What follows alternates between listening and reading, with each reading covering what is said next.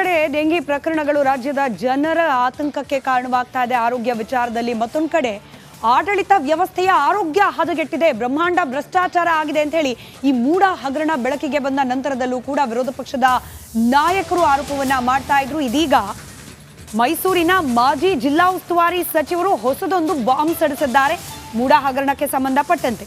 ಮೂಡ ಪ್ರತಿ ಮೀಟಿಂಗ್ನಲ್ಲೂ ಕೂಡ ಸ್ಥಳೀಯ ಶಾಸಕರದೇ ಕಾರ್ಬಾರು. ಶಾಸಕರ ಹೆಸರಿನ ಫೈಲ್ಗಳು ಚರ್ಚೆಯಾಗದೆ ಪಾಸ್ ಆಗ್ತಾ ಇತ್ತು. ಮೂಡ ಸದಸ್ಯರಾಗೋಕೆ ಬೇರೆ ಜಿಲ್ಲೆಯ ಎಂಎಲ್ಸಿಗಳು ಕೂಡ ಪ್ರಯತ್ನಿಸಿದ್ರು.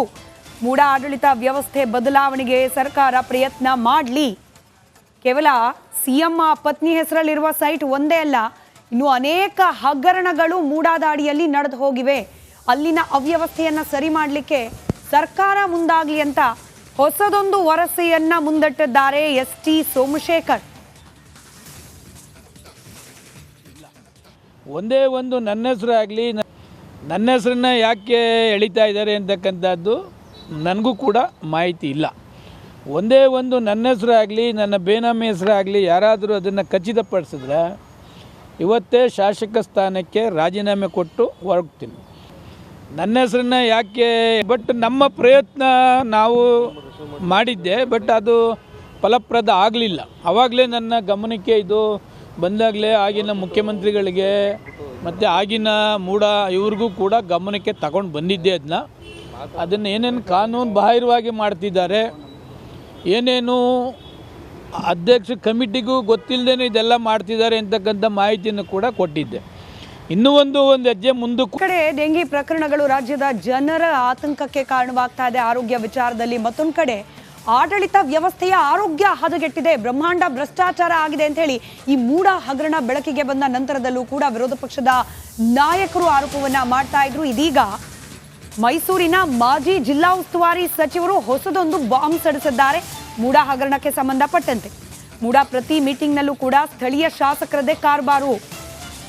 ಶಾಸಕರ ಹೆಸರಿನ ಫೈಲ್ಗಳು ಚರ್ಚೆಯಾಗದೆ ಪಾಸ್ ಆಗ್ತಾ ಇತ್ತು. ಮೂಡ ಸದಸ್ಯರಾಗೋಕೆ ಬೇರೆ ಜಿಲ್ಲೆಯ ಎಂಎಲ್ಸಿಗಳು ಕೂಡ ಪ್ರಯತ್ನಿಸಿದ್ರು. ಮೂಡ ಆಡಳಿತ ವ್ಯವಸ್ಥೆ ಬದಲಾವಣೆಗೆ ಸರ್ಕಾರ ಪ್ರಯತ್ನ ಮಾಡಲಿ.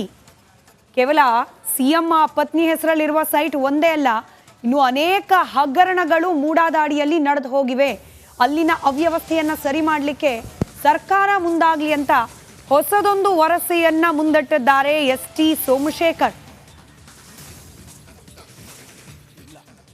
ಒಂದೇ ಒಂದು ನನ್ನ ಹೆಸರು ಆಗಲಿ, ನನ್ನ ಹೆಸರನ್ನ ಯಾಕೆ ಎಳಿತಾ ಇದ್ದಾರೆ ಅಂತಕ್ಕಂಥದ್ದು ನನಗೂ ಕೂಡ ಮಾಹಿತಿ ಇಲ್ಲ. ಒಂದೇ ಒಂದು ನನ್ನ ಹೆಸರು ಆಗಲಿ, ನನ್ನ ಬೇನಾಮಿ ಹೆಸರು ಆಗಲಿ, ಯಾರಾದರೂ ಅದನ್ನು ಖಚಿತಪಡಿಸಿದ್ರೆ ಇವತ್ತೇ ಶಾಸಕ ಸ್ಥಾನಕ್ಕೆ ರಾಜೀನಾಮೆ ಕೊಟ್ಟು ಹೊರಡ್ತೀನಿ.